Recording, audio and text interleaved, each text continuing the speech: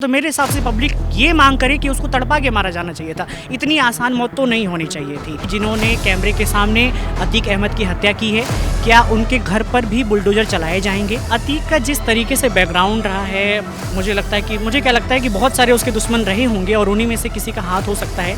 2024 में चुनाव नज़दीक है और मुझे भी नहीं लगता कि कोई भी पार्टी इतनी लापरवाह होगी कि किसी अपराधी के लिए ऐसी बात कहे। तो अतीक अहमद को लेकर क्या बोलेगा? अतीक अहमद जो कि 15 अप्रैल को उसकी हत्या हो गई थी, अब लगातार जो पुलिस की टीम है, जो जांच अधिकारी उस पूरे मामले की जांचबीन कर रहे हैं। हालांकि शाहिद साहब परवीन जो है वो फरार है, गुड्डू मुस्लिम फरार है और ये भी सामने आ रहा है कि गुड्डू मुस्लिम ने मरवाया, क्योंकि हाल ही में एक वीडियो वायरल हुआ था, उसमें साफ तौर पर दिख रहा है कि बरेली जेल में गुड्डू मुस्लिम, असद, ये तमाम जो 3-4 जो हैं लोग वो अरशद से मिलने के लिए आए थे। तो क्या लग रहा है कि इसको लेकर क्या सोच रहे हैं पहले आप?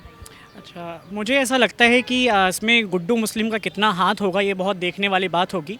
खैर, उस रिकॉर्डिंग में हम देख सकते हैं किस प्रकार से अतीक जो हैं वो कह रहे हैं कि मेन बात ये थी।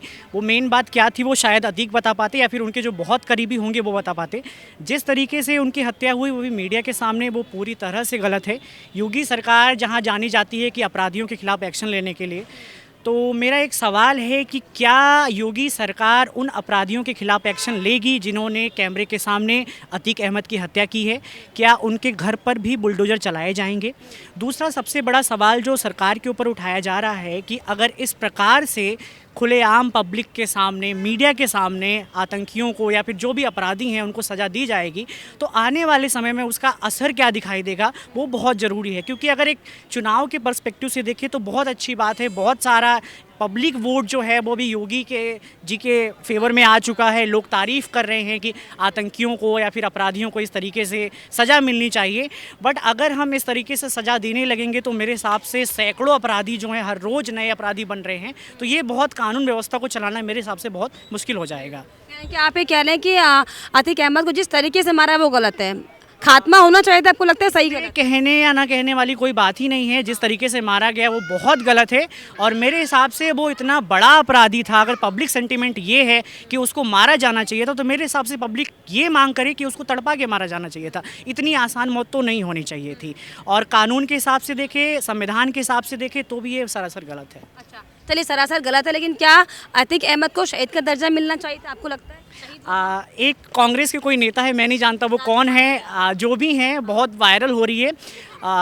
अगर आप उस वीडियो को ध्यान से देखेंगे तो आप कह सकते हैं कि उनकी मानसिक स्थिति जो है वो सही नहीं दिखाई पड़ रही है। जिस तरीके की बातें वो कर रहे हैं, मुझे नहीं लगता वो नशे में हैं या फिर किस तरीके से बातें कर रहे हैं। जिस तरीके से उन्होंने झंडा रखा उनके कवर पर, वो चीज़ें तो वो मेंटली अनस्टेबल लग रहे हैं मुझे। तो उनकी बातों पे हमारे देश को बहुत ज़्यादा गौर करने की ज़रूरत नहीं है। और इतने पढ़े लिखे हम हैं कि हम देख के समझ सकते हैं कि वो किस तरीके से बहकी बहकी बातें कर रहे हैं, तो उस पर गौर नहीं किया जाना चाहिए मेरे हिसाब से। तो मतलब शहीद का दर्जा नहीं मिलना चाहिए ना? शहीद का दर्जा मिलना ये सवाल ही गलत है मेरे हिसाब से, बात ही नहीं उठता बात को। अच्छा, और वो तो कह रहे हैं कि कांग्रेस के नेता जिसकी आप बात कर रहे हैं कि वो शायद पिए हुए भी हो सकते हैं, शराब नशे में भी हो सकते हैं। वो ये कह रहे हैं कि जब मुलायम सिंह यादव को सम्मान मिल गया तो इनको भी भारत रत्न मिलना चाहिए, इनको भी झंडा फहराना चाहिए, ये अमर रहे, ऐसे वो नारे लगा रहे हैं। तो ये कांग्रेस की मानसिकता को बताता है। हालांकि पार्टी ने निष्कासित कर दिया उन्हें। जी, मैं इस बात में विश्वास करता हूँ कि कोई भी सड़क से उठ के कोई भी नेता आता है, कोई भी व्यक्ति आता है, अपने आप को किसी बड़े पार्टी का नेता बताता है, तो उसे विश्वास नहीं करना चाहिए। ऐसे कई सारे नेता आते जाते रहते हैं जो चीज़ें कहते हैं। खैर, मुलायम सिंह की बात अलग थी, वो एक बहुत बड़े समाजवादी नेता थे, उनकी पृष्ठभूमि अलग थी। अतीक अहमद की पृष्ठभूमि अलग है, वो एक तरीके से वो क्रिमिनल है, बहुत बड़ा क्रिमिनल है, ये सारे लोग मानते हैं। बट इस तरीके की मौत नहीं होनी चाहिए थी, मेरा ये। शाइस्ता परवीन को लेकर आप क्या समझते हैं? शाइस्ता परवीन के अपराध, उन पर भी काफ़ी अपराध हैं, तो आपको लगता नहीं है कि शाइस्ता परवीन हालांकि फरार हैं तो कोई ना कोई तो गलती होगी, नहीं तो सरेंडर करती, सरकार के सामने आके बात करती। शाइस्ता परवीन पर बीएसपी के नेता हैं, बीएसपी के नेता ये कह रहे हैं कि जब तक दोष सिद्ध नहीं हो जाएगा उनको पार्टी से नहीं निकालेंगे। तो क्या बीएसपी की कहीं ना कहीं आपको लग रहा है कि इसमें कुछ मिली भगत है या उनके कोई संबंध, कोई एंगल इस तरीके से? 2024 में चुनाव नज़दीक है और मुझे भी नहीं लगता कि कोई भी पार्टी इतनी लापरवाह होगी कि किसी अपराधी के लिए ऐसी बात कहे। अब बयान उनका सुबह अगर कह भी रहे हैं तो उसके पीछे उनका मकसद होगा कि वो दिखाना चाहते हो कि कहीं ना कहीं वो उसके पक्ष में हैं और वो चाहते हैं कि जब जो भी गलतियां हैं उनके या फिर जो भी गुनाह हैं वो जब तक साबित नहीं हो पाते तब तक वो इस चीज़ को करें। उमाशंकर नाम है विधायक है बसपा के, उमाशंकर उनका नाम है, जिन्होंने ये कहा है कि हमें उनसे सहानुभूति है, शाइस्ता परवीन से सहानुभूति वो रख रहे हैं क्योंकि बसपा नेता शाइस्ता परवीन थी। देखिए, अगर मानवीय तौर पे देखा जाए तो सहानुभूति रखना कोई गलत बात नहीं है। उन्होंने अपना पति खोया है, अपना बेटा खोया है। मानवीय तौर पर ये सहानुभूति हो सकती है, लेकिन सामाजिक तौर पर और राजनीतिक तौर पर देखिए तो क्रिमिनल्स के खिलाफ कोई सहानुभूति नहीं होनी चाहिए मेरे हिसाब से। चलिए, उन्हें अपना पति खोया है, अपना बेटा खोया है, और उमर अहमद हैं जो अतीक अहमद के बड़े बेटे जेल में बंद हैं, वो वहाँ से धमकी दे रहे हैं कि मैं जब जेल से बाहर आऊँगा तो बदला लूँगा। मतलब अतीक अहमद को मार दिया गया, अरशद का इनकाउंटर हो गया, आपराधिक कई मामले उन पर दर्ज थे और उमर पर भी कई मामले दर्ज हैं। उसे क्या लगता है इस स्टेज में आकर अपना सरेंडर करना चाहिए था या फिर धमकी देनी थी जेल के अंदर बैठ के? धमकी दे रहे हैं कि बाहर आऊँगा तो सबको देख लूँगा। पहली बात तो मुझे लगती है कि जिस तरीके से ये जेल की बातें पब्लिक डोमेन में आती हैं, ये आनी नहीं चाहिए, क्योंकि इससे अपराधियों को भी प्रॉब्लम होती है और जो समाज के लोग हैं उन पर भी बुरा असर पड़ता है।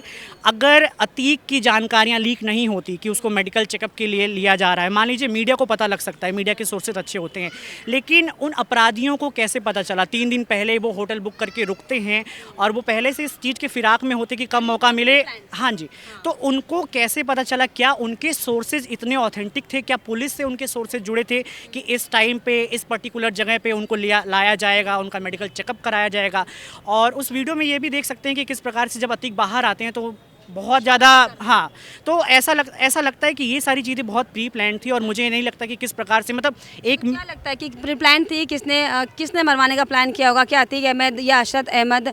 ऐसा कुछ, क्योंकि अरशद अहमद से मिलने पहुंचे थे जेल में लोग, क्योंकि अतीक अहमद जब गाड़ी से उतरा तो उसका एक इशारा था ऐसे करके, वो इशारा किसको था और कैसे शूटर पहुंच गए 8-9 लाख की बंदूक लेकर?